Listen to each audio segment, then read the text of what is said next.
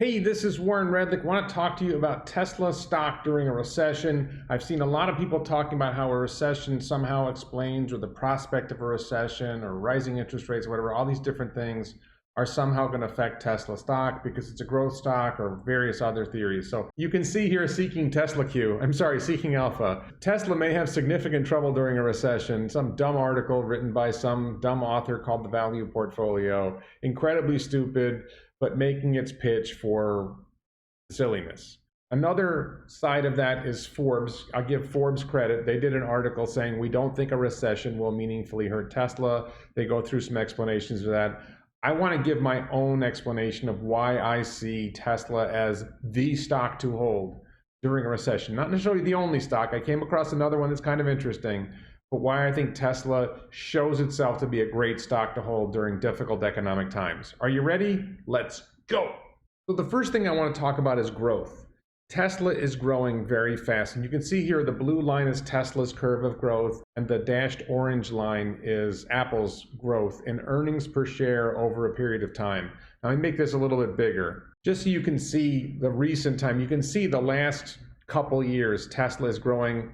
It's going up. We're talking about rapid, accelerating growth. Apple's gone up, but it's kind of flattening. You can see towards the end it's flattening, and it's not growing as steeply as Tesla. The scales are off a little bit. It's not necessarily the same thing, apples to oranges to some extent, but you can see that Tesla's growing rapidly. I have a little bit more to talk about here about why this growth matters, but I want to go through some of the other big companies that are in the S&P 500 top 10 to just see how this matters. So let's take a look at Amazon. You can see with Amazon, Amazon has had really high growth during the period where people were staying home. I don't use the word for this scary thing that affected our society, but during that period, a lot of people shopped at home, and you can see that Amazon's growth in earnings per share dropped pretty dramatically in the last quarter. That, all of a sudden people are going out again, so they're not shopping online as much as they used to, and that's an impact on Amazon. So Amazon has looked like a good growth stock for a long time, but they've hit a rough spot, and it's not clear how they're going to recover from it. I'm still a fan of Amazon. I'm just not so sure they're going to keep growing. And here's Microsoft, and you can see Microsoft, again, the growth is not as steep. They're growing. They're doing well. A lot of tech companies did well during the thing. Microsoft will likely continue to grow, but you can see that Tesla has this, it's going up. It's an accelerating growth curve. That's what's important there. Google had a big jump in growth, but again, similar to Amazon, Google sort of tailed off. People going out more meant they're spending less time searching Google. So Google it went up a lot, and now they don't have the same growth path. Now this time I've got it on a double axis because Google's numbers are so much different than Tesla's that it doesn't make sense to have them on one axis. But you can see they kind of tailed off a little bit towards the end of this graph. Now here's the interesting one, NVIDIA. NVIDIA makes the chips that Tesla uses in their supercomputer cluster. NVIDIA is a leader in GPUs, graphic processing units, and they are a leader in AI. They are developing AI training systems themselves, and they're doing pretty well. And even Elon and the Tesla team have said, hey, the NVIDIA supercluster is pretty good. We think Dojo will be better, but NVIDIA's given them a run for their money. So there's a lot of promise with NVIDIA. I'm going to talk more about them in a minute as well. Just really quick, Berkshire Hathaway. This is Warren Buffett's company. Much tougher to compare Berkshire Hathaway to Tesla because Berkshire Hathaway is this big conglomerate, covers a lot of different topics. And you can see their numbers are very seasonal. They're up, they're down, they're all over the place. Tesla just has this consistent and rapid growth curve. Berkshire Hathaway is sort of up and down in the last couple of quarters, down a little bit. So you don't see that rapid, insane growth that you're looking for like you have with Tesla. And just really quick, Meta, which is also known as Facebook, you see the same pattern with the other online companies, Amazon, Microsoft, Google, that they rose during the thing, but now they've dipped back again. They're not sustaining their growth like Tesla has been sustaining their growth. So that's one issue I wanted to talk about. But there's another point that shows why Tesla's growth really matters for the future. So the second thing I want to talk about is market share.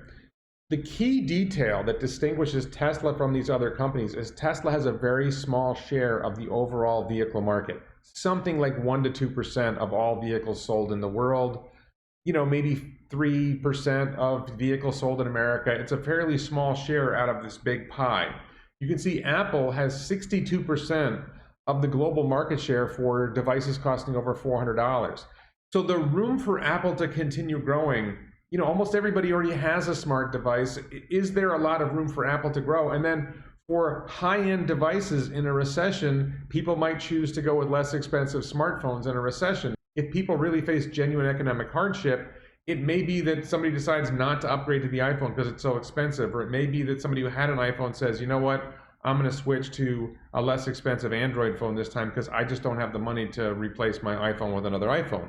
These are the kinds of things that may happen that could really take a dent out of Apple's share, but they can't double. If you're at 62% of global market share, you could go up 50%, but that's unlikely because you'd have to wipe out all the rest of the competition, and Android's not that bad.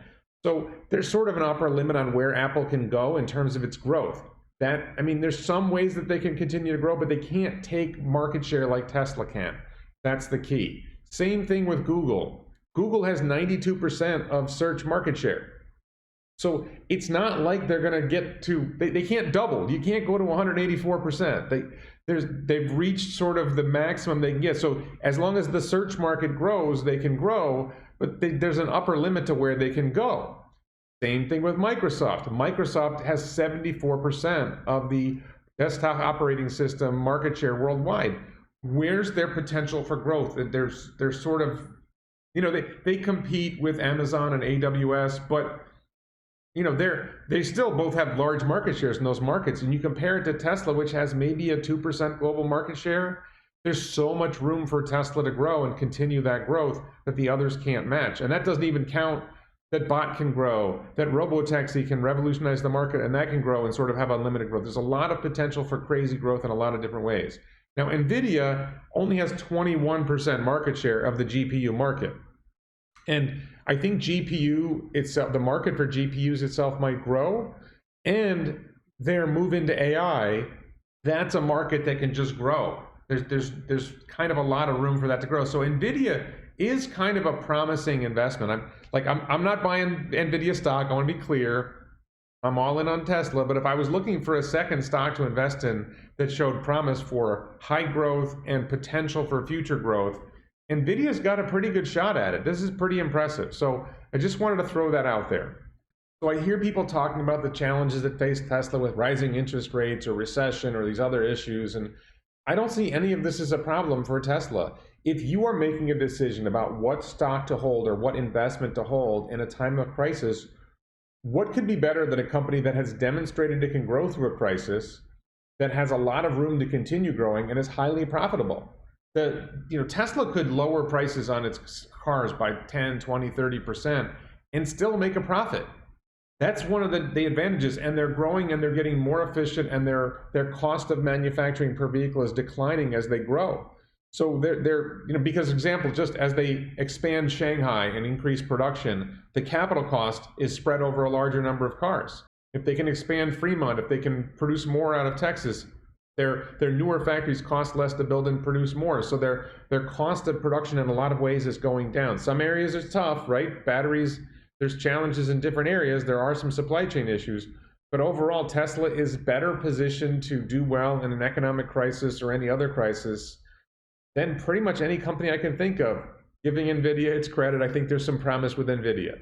So that's my pitch. Tesla stock, best stock to hold in a recession. What do you think? Let me know in the comments below. Check out the t-shirts at elonbits.com. Check out my other videos. Please support this channel on the Locals platform, on Patreon, or as a YouTube channel member. Links in the description below.